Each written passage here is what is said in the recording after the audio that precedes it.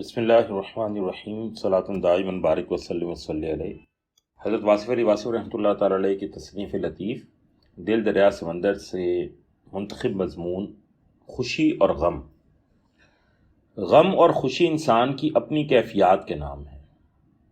یہ انسان کی اپنی وابستگی اور خواہش کے روپ ہیں۔ ایک انسان کا غم ضروری نہیں کہ دوسرے کا بھی غم ہو، بلکہ اس کے بالکل برعکس ایک کا غم دوسرے کی خوشی بن سکتا ہے۔ غم کے گیت میٹھے اور سریلے ہونے کی وجہ سے سننے والوں کو خوشی عطا کرتے ہیں۔ انداز نظر بدل جائے تو نظارہ بدل جاتا ہے۔ کل کا غم آج کی مسرت ہے اور آج کی خوشی نہ جانے کب آنسو بن کر بہہ جائے۔ انسان کا اپنا احساس واقعات کو غم اور خوشی سے تعبیر کرتا ہے۔ شبنم کے قطرات رات کے آنسو بھی ہیں اور صبح کی مسکراہٹ بھی۔ حقیقت یہ ہے کہ غم اور خوشی ایک ہی شے کے نام ہے۔ ہر خوشی غم بنتی ہے۔ جتنی بڑی خوشی اتنا بڑا غم۔ غم آخر خوشی کے چھن جانے کا ہی تو نام ہے۔ جو شے زندگی میں خوشی بن کے داخل ہوتی ہے وہ غم بن کے رخصت ہوتی ہے۔ وصال و فراق کی اصل داستانیں اصل میں غم اور خوشی کے قصے ہیں۔ وصال نہ ہو تو فراق بے معنی ہے۔ چونکہ خوشی سے مفر نہیں، اس لیے غم سے مفر نہیں۔ جس طرح ہستی سے مفر نہ ہو تو موت سے مفر نہیں۔ پیدا ہونے والا مرتا ضرور ہے، خوشی پیدا ہوتی ہے اور اس کی موت غم کا جنم ہے۔ ہمارے لیے ہماری وابستگیاں غم اور خوشی پیدا کرتی رہتی ہیں۔ اگر باپ نے بیٹے کا ماتم نہیں کیا تو بیٹا اپنے کاندھے پر باپ کا جنازہ اٹھاتا ہے۔ کون سی آنکھ ہے جو غم سے یہاں روتی نہیں؟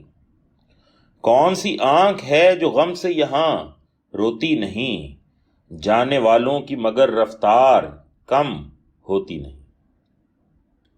انسان فانی اشیاء سے محبت کرتا ہے، ان کی تمنا کرتا ہے، انہیں جمع کرتا ہے، اور فانی شے ختم ہو جاتی ہے تو وہ غمزدہ ہو جاتا ہے۔ انسان خرمن جمع کرتا ہے دانا دانا چن کے، اور پھر ایک دن خرمن برق سے آشنا ہو جاتا ہے۔ خوشی بیٹی کی طرح گھر میں پلتی ہے اور جب جوان ہو جائے تو رخصت کر دی جاتی ہے۔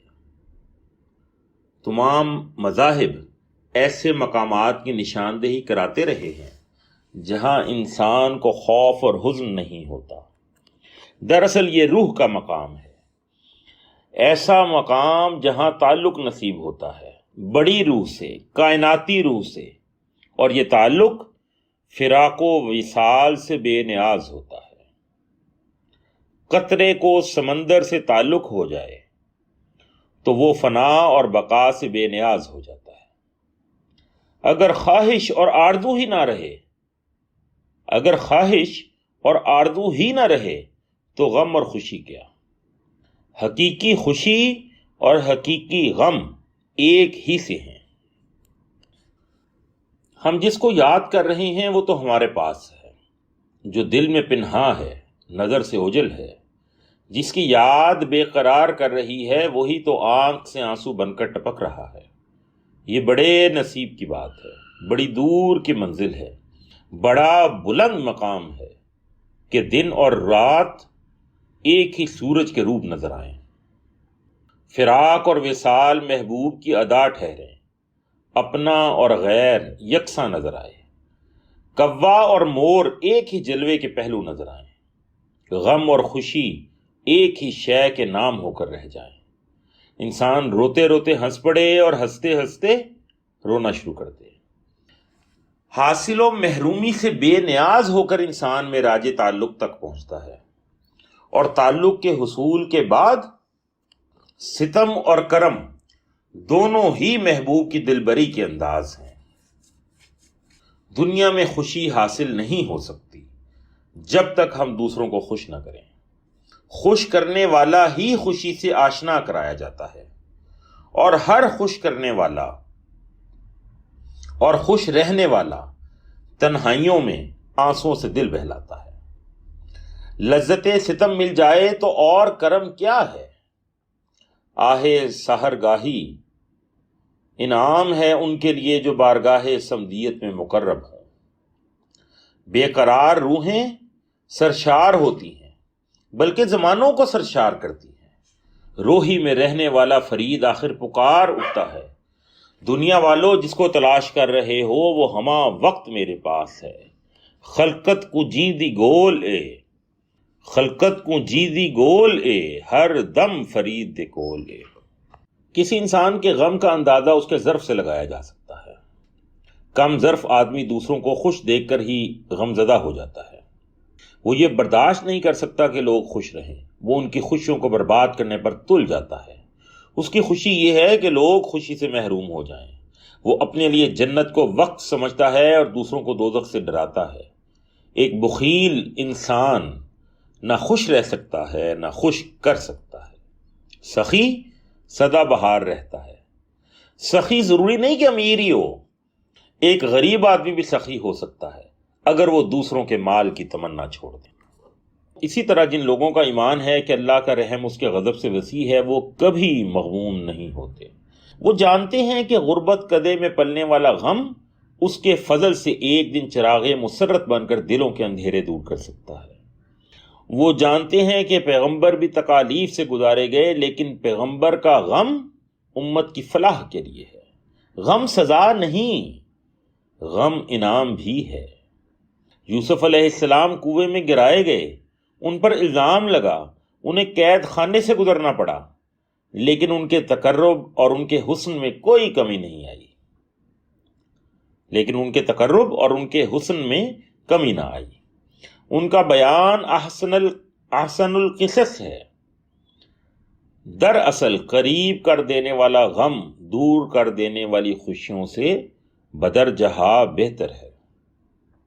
منزل نصیب ہو جائے تو سفر کی صعوبتیں کامیابی کا حصہ کہلائیں گی، اور اگر انجام محرومی منزل ہے تو راستے کے جشن ناعاقبت اندیشی کے سوا کیا ہو سکتے ہیں۔ انسان اگر باشعور ہو جائے تو وہ پہچان لیتا ہے کہ ایک غم اور دوسرے غم میں کوئی فرق نہیں، کل کے آنسو اور آج کے آنسو ایک جیسے ہیں۔ باشعور انسان غور کرتا ہے کہ کوئی خوشی زندگی کے چراغ کو فنا کی آندھی سے نہیں بچا سکتی۔ زندگی کا انجام اگر موت ہی ہے تو غم کیا اور خوشی کیا۔ کچھ لوگ غصے کو غم سمجھتے ہیں، وہ زندگی بھر ناراض رہتے ہیں، کبھی دوسروں پر کبھی اپنے آپ پر۔ انہیں ماضی کا غم ہوتا ہے، حال کا غم ہوتا ہے اور مستقبل کی تاریکیوں کا غم۔ یہ غم آشنا لوگ دراصل کم آشنا ہیں۔ وہ نہیں جانتے کہ گزرے ہوئے زمانے کا غم دل میں رکھنے والا کبھی آنے والی خوشی کا استقبال کرنے کے لیے تیار نہیں ہو سکتا۔ ان کا غم امر بیل کی طرح ان کی زندگی کو ویران کر دیتا ہے۔ یہ غم نہیں، یہ غصہ ہے یا نفرت ہے۔ یہ غم نہیں، یہ غصہ ہے یا نفرت ہے۔ غم تو دعوت مژگاں ساتھ لاتا ہے اور چشم نم آلود ہی چشم بینا بنائی جاتی ہے۔ غم کمزور فطرتوں کا راکب ہے اور طاقتور انسان کا مرکب۔ غم کمزور فطرتوں کا راکب ہے اور طاقتور انسان کا مرکب۔ یہاں یہ جاننا بھی ضروری ہے کہ کچھ لوگ حسرت اور افسوس کو غم سمجھتے ہیں۔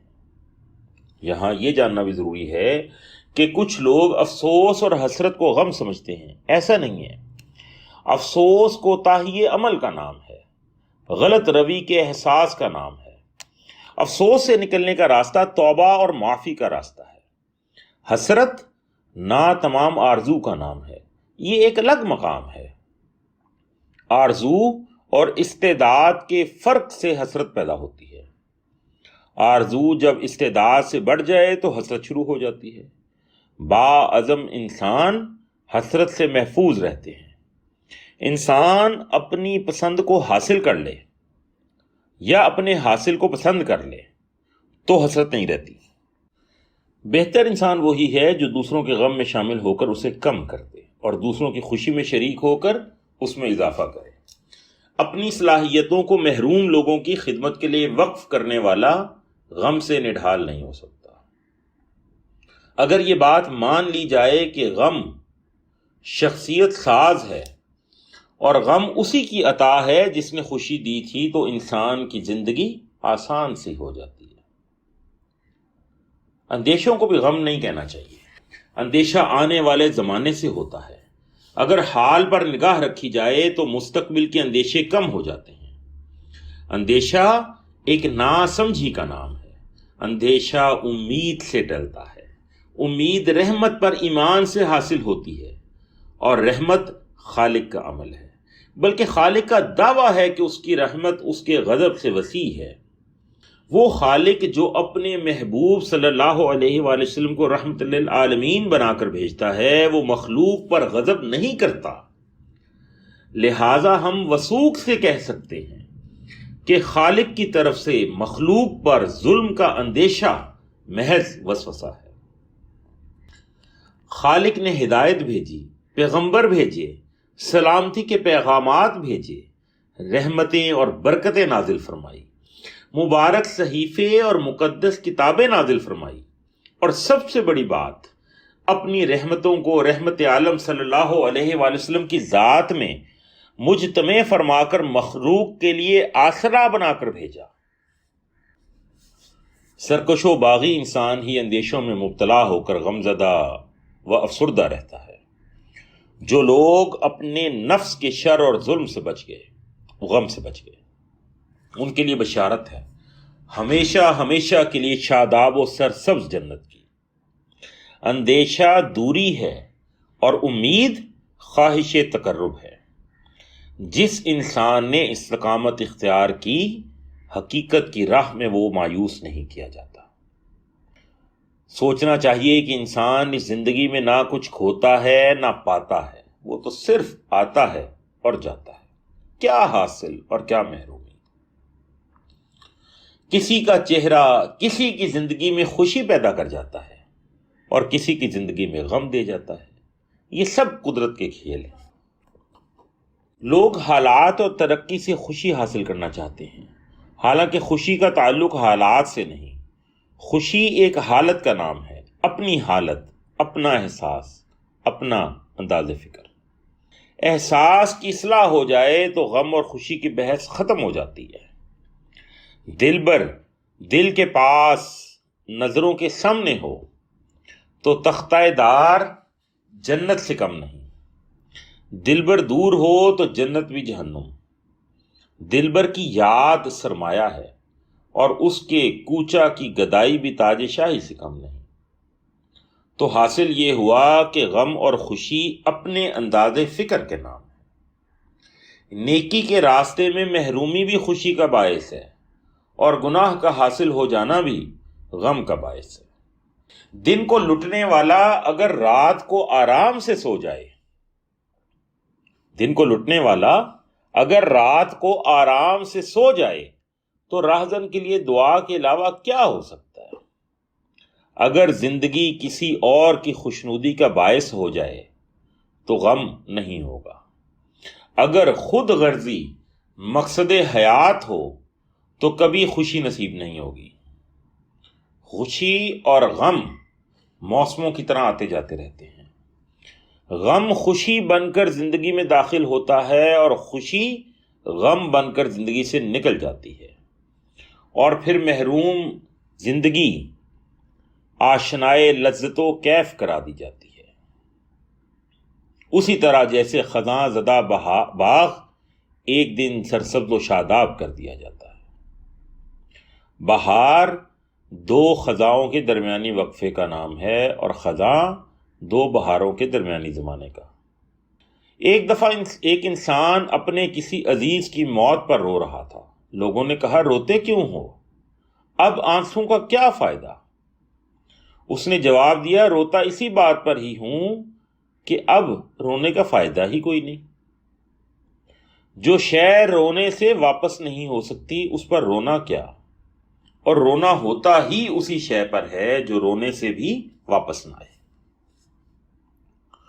خوشی کا تعاقب کرنے والا خوشی نہیں پا سکتا، خوشی کا تعاقب کرنے والا خوشی نہیں پا سکتا۔ یہ عطا ہے مالک کی، جو اس کی یاد اور اس کی مقرر کی ہوئی تقدیر پر راضی رہنے سے ملتی ہے۔ کپل وستو کا راجا خوشی حاصل نہ کر سکا، لیکن گیا کا گیانی خوشی سے سرشار ہو کر لوگوں کو خوشی کی منزل دکھاتا رہا۔ اسلام نے استقامت کو ذریعہ مسرت کہا ہے اور بجا کہا ہے۔ مستقل مزاج انسان غم اور خوشی کے حجابات سے نکلتا ہوا حقیقت کے نور تک پہنچ جاتا ہے، اور یہی وہ مقام ہے جہاں نہ غم ہے نہ خوشی، بس ایک سرشاری ہے، ایک ایسی حالت کہ جہاں نہ دولت کی خواہش ہوتی ہے نہ وجود کی تسکین کی آرزو۔ یہاں انسان بارگاہ حسن میں محو نظارہ ہوتا ہے، نہ حاصل نہ محرومی، نہ غم نہ خوشی، نہ آرزو نہ شکست آرزو۔ یہ بڑی خوش نصیبی ہے، اپنے نصیب پر خوش رہنا چاہیے، اپنی کوششوں پر راضی رہنا چاہیے، اور کوششوں کے انجام پر بھی راضی رہنا چاہیے۔ دوسرے انسانوں کے نصیب سے مقابلہ نہیں کرنا چاہیے۔ جو ذرہ جس جگہ ہے وہیں آفتاب ہے۔ اللہ ہمیں حقیقی خوشیاں عطا فرمائے اور حقیقی غم سے بھی آشنا کرے۔ ابدی غم اور ابدی خوشی ازلی نصیب ہے۔ والسلام۔